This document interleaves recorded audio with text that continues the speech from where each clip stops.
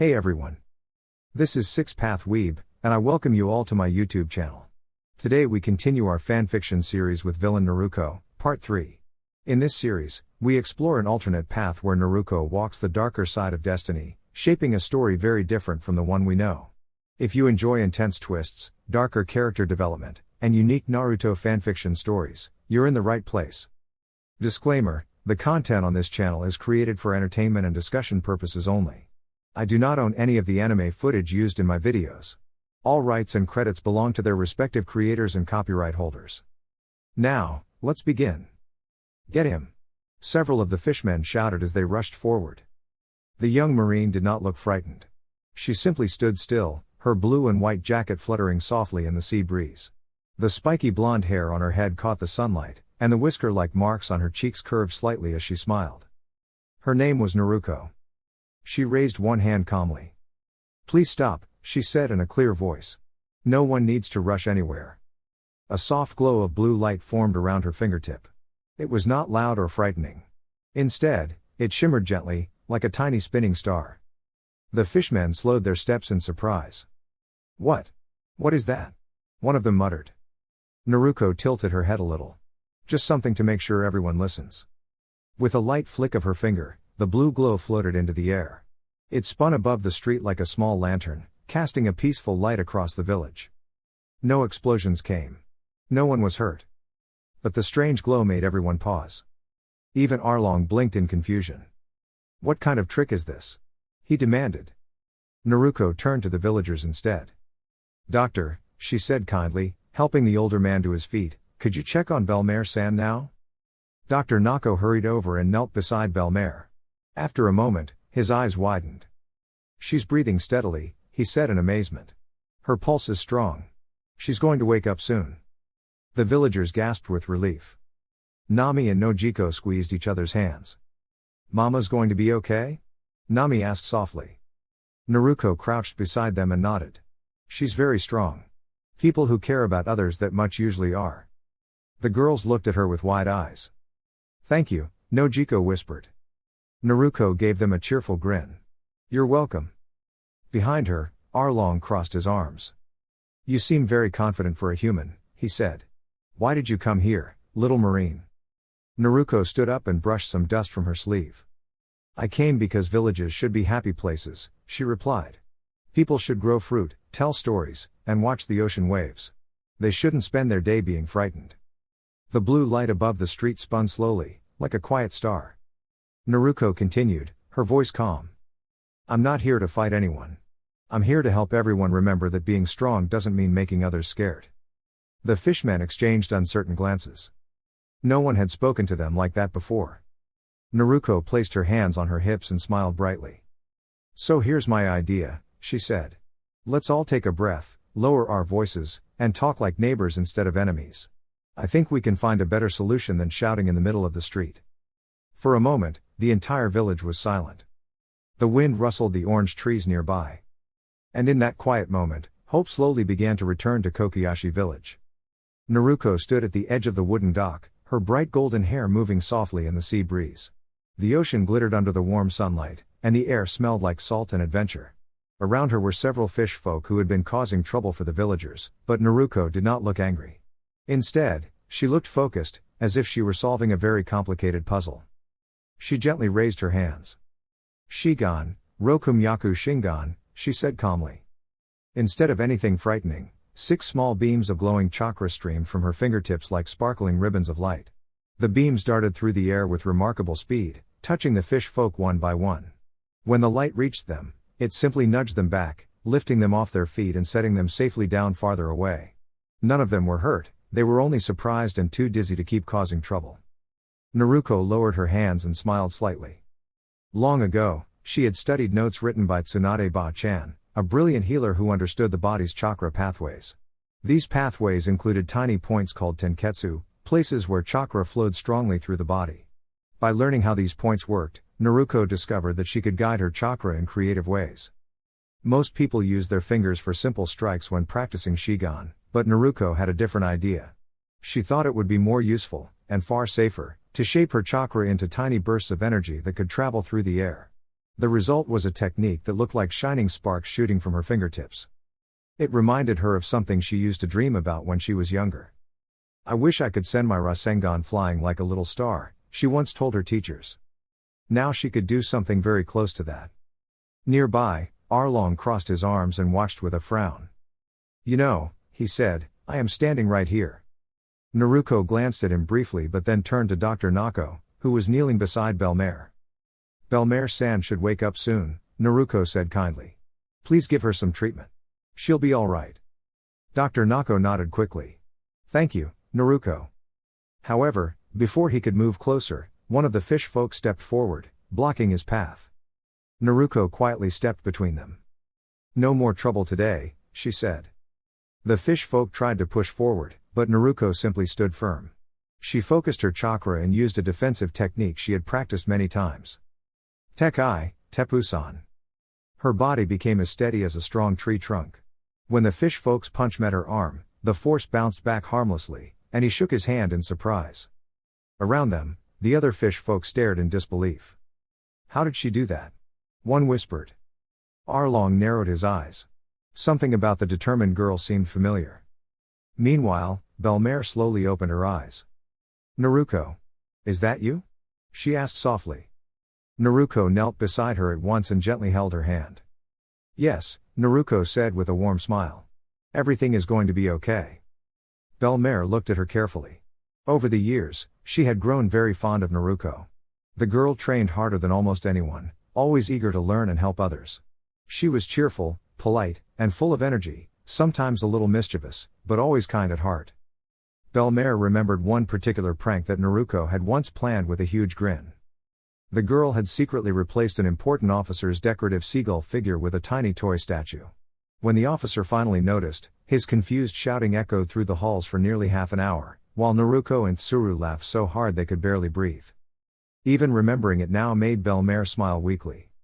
Naruko noticed the smile and squeezed her hand reassuringly. "You rest," she said gently. "I'm here."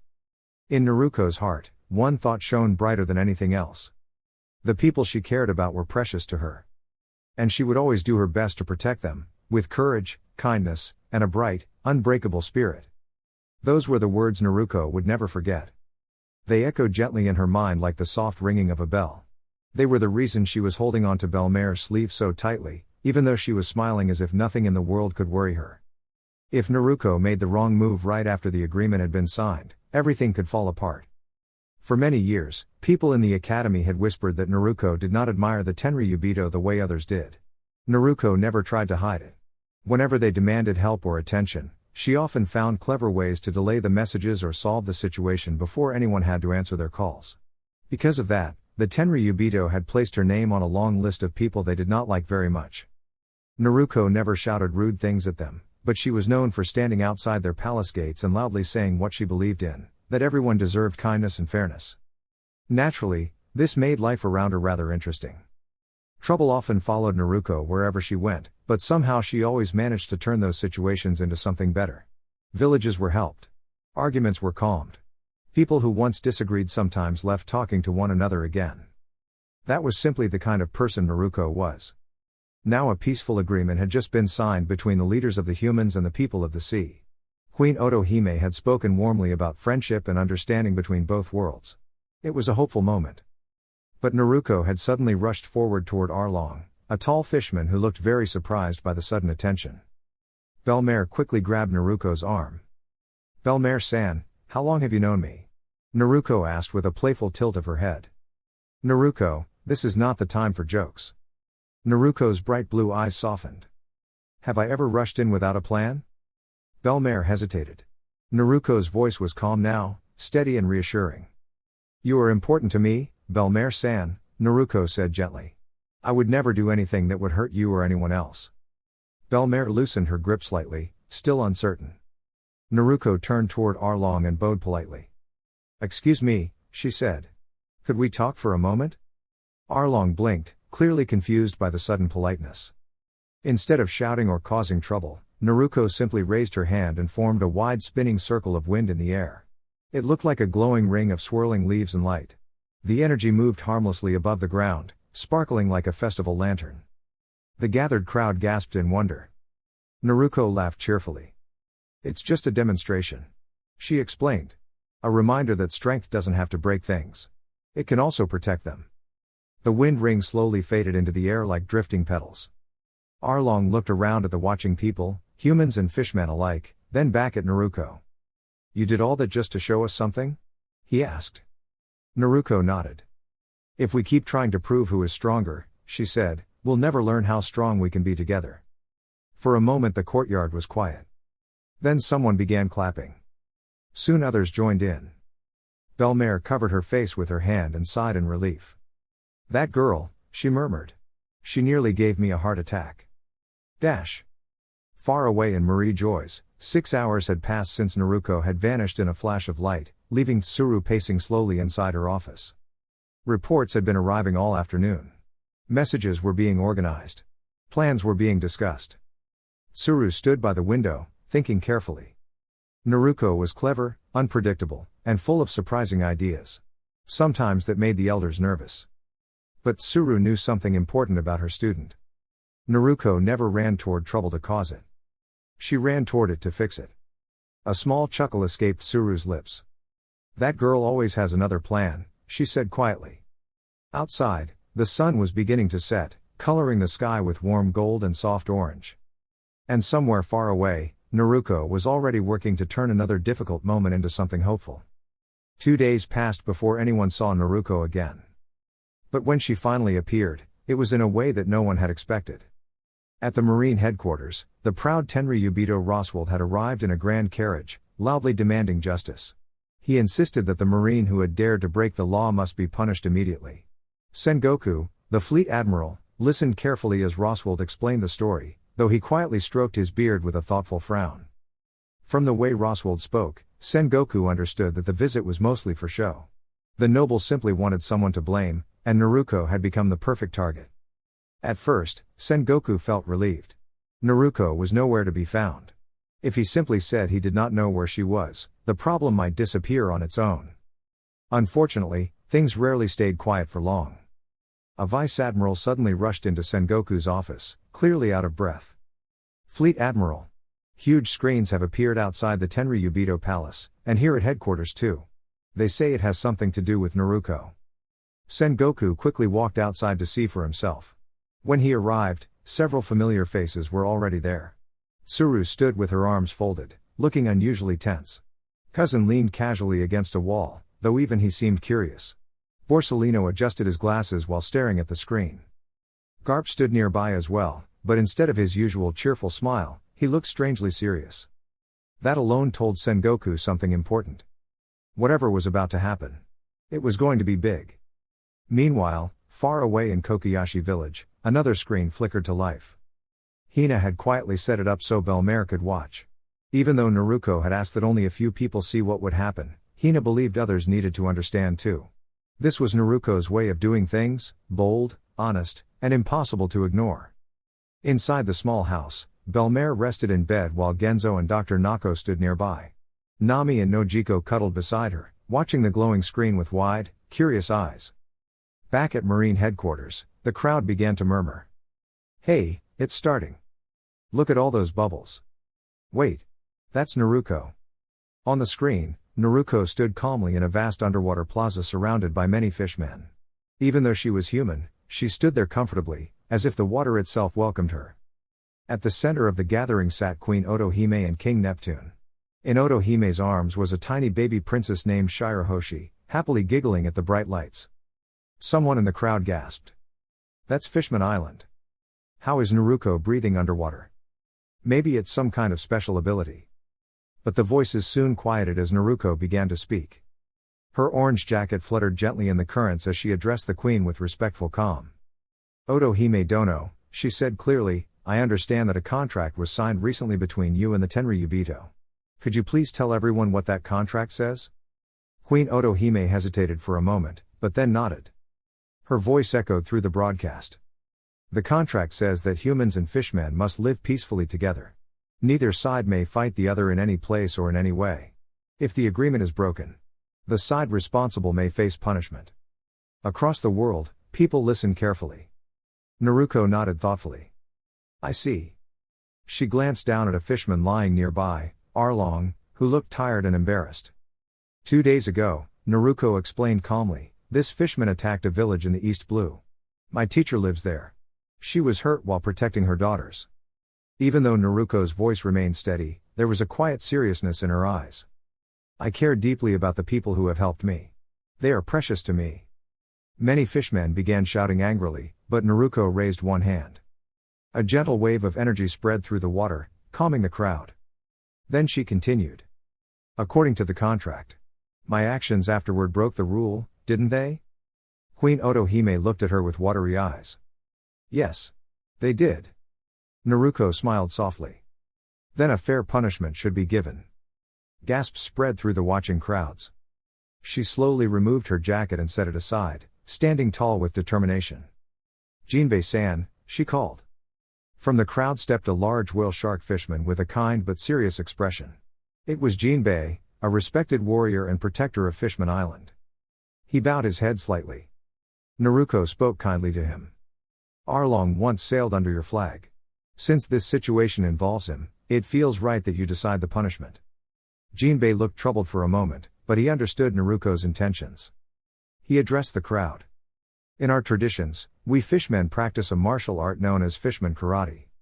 He demonstrated by gently striking a nearby stone wall.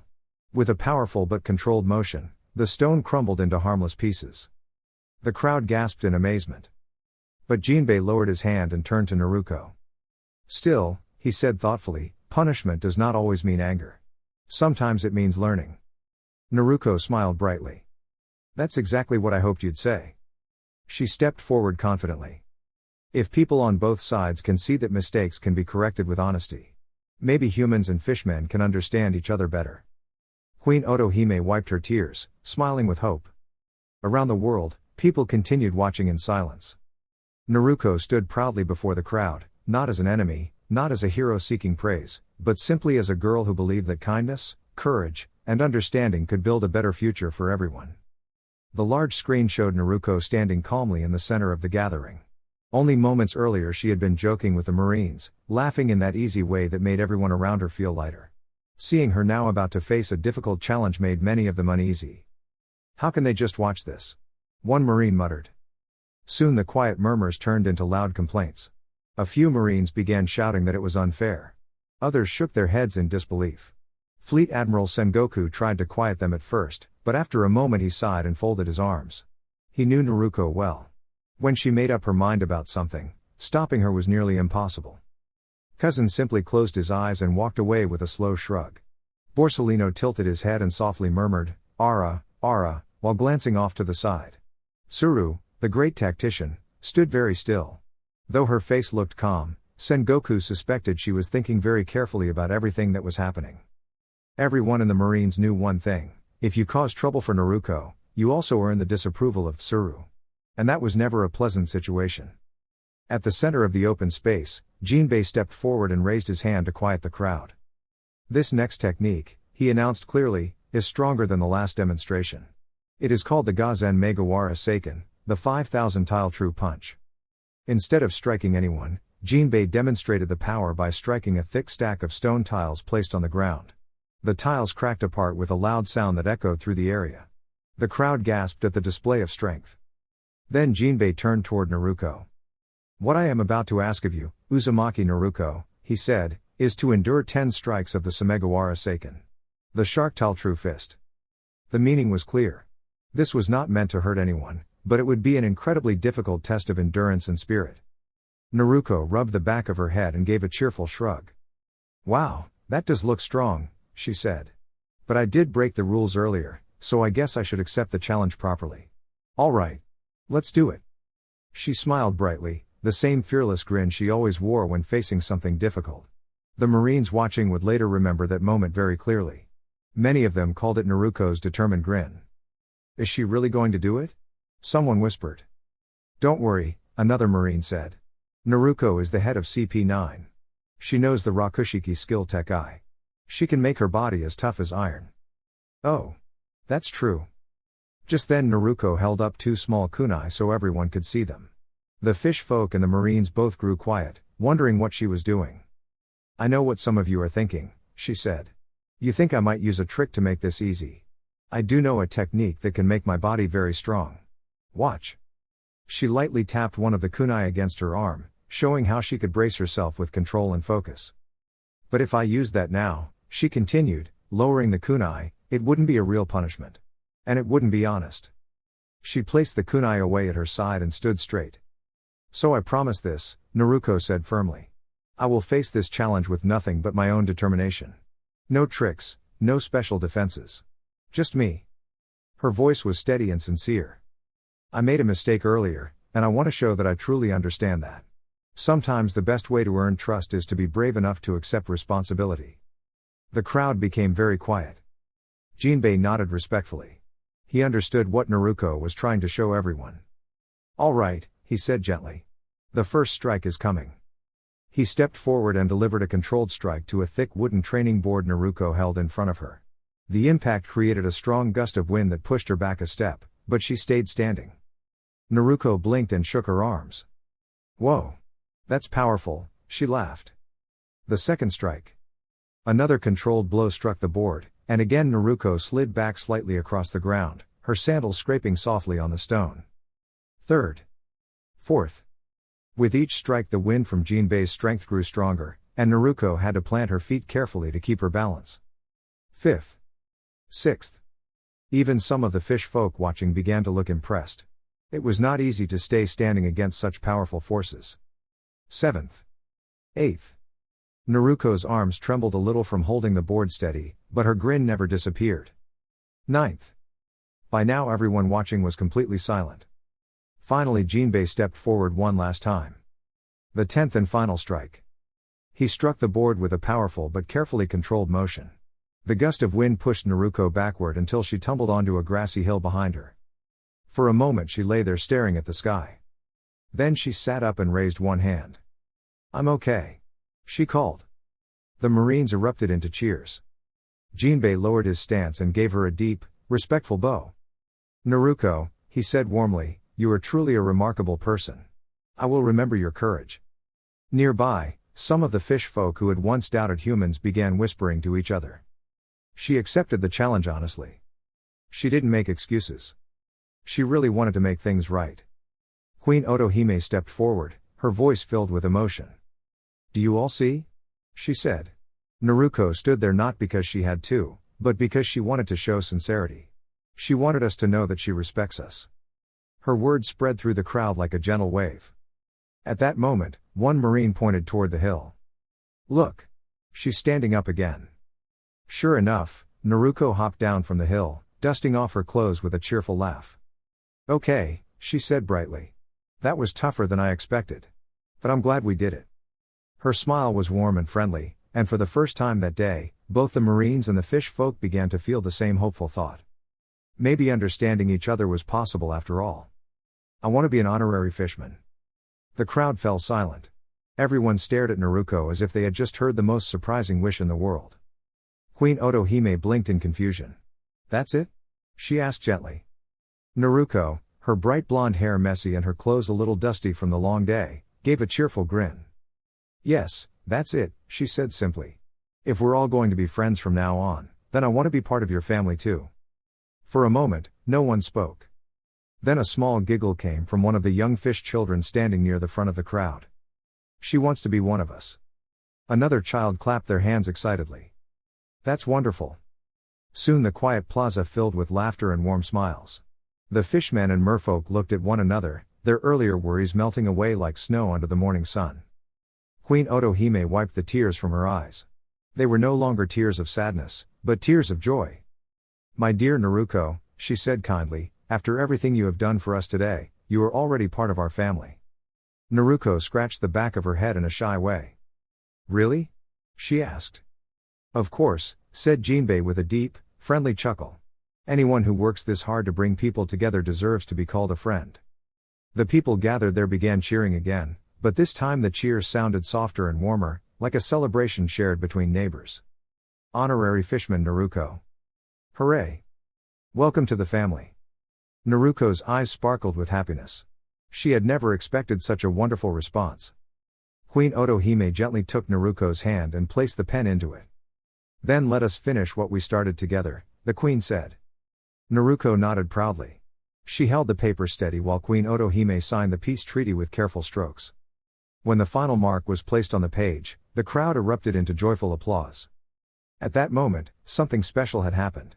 Humans and fishfolk had promised to work together, to learn from one another, and to build a brighter future side by side. Naruko looked around at the smiling faces and felt a warm glow in her heart.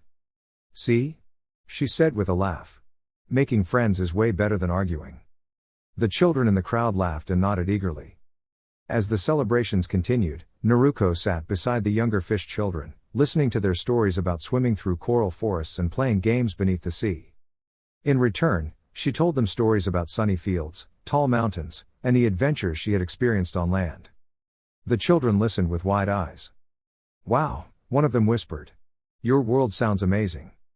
Naruko smiled brightly. So does yours, she said. And from that day on, people remembered the moment when a brave girl named Naruko helped two worlds understand each other, simply by believing that everyone, no matter where they came from, could be friends. The Great Hall of Fishman Island shimmered like a palace made of pearls. Gentle blue light flowed through the water outside the glass walls, and the joyful voices of fishmen and mermaids echoed everywhere.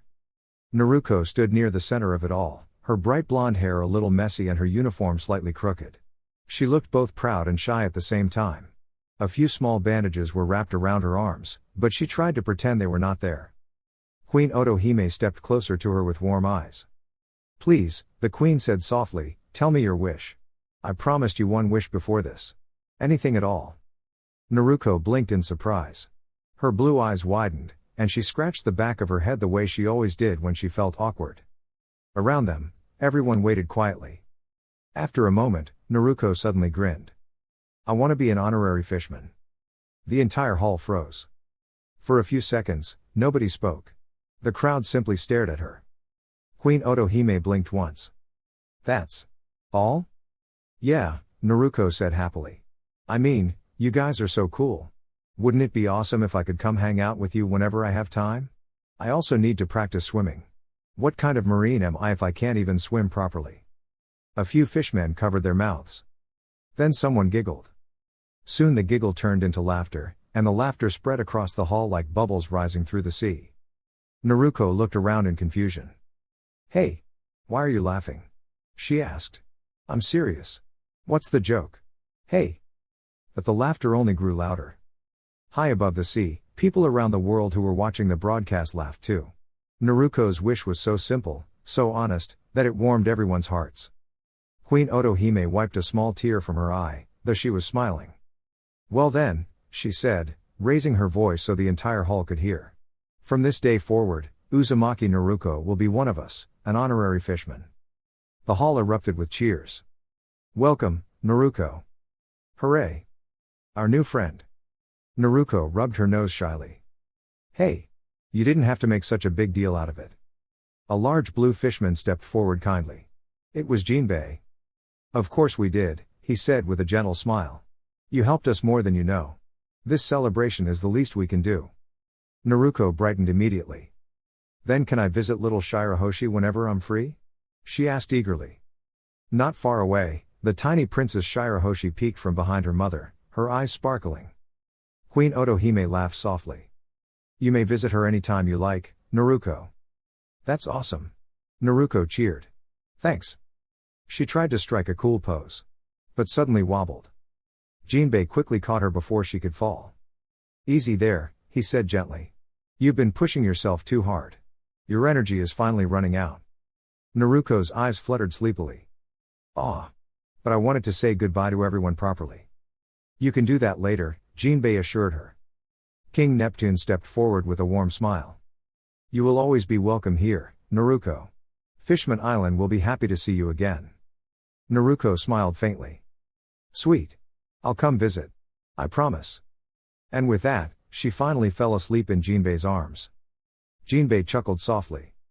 I'll take her somewhere she can rest, he said politely to the royal family. Queen Otohime nodded with gratitude. Thank you, Jinbei. Today could not have happened without everyone's help. Jinbei bowed respectfully before leaving the palace with the sleeping Naruko. The great hall slowly grew quieter as the celebration faded into peaceful conversation. Queen Otohime turned to her husband, King Neptune, her heart full of joy. "Oh dear," she said happily, "today has been such a wonderful day." Neptune nodded warmly. "You achieved something truly special," he said. "Many people dreamed of this moment, but you made it real." Otohime smiled at him and at their children nearby. "I think, from now on I should spend more time with my family too." Neptune chuckled kindly. "I'm sure they would like that very much." The queen looked around at her peaceful kingdom and whispered softly to herself. "Yes. We have plenty of time." And somewhere far away, Naruko slept peacefully, dreaming about swimming through the ocean with all her new friends. Dear YouTube family, that's all for now. If you enjoyed the video, don't forget to like, share, and subscribe to the channel for more content. Your support helps the channel grow and keeps the journey going. Until next time, keep exploring new paths. Thank you. Regards. 6 Path Weeb.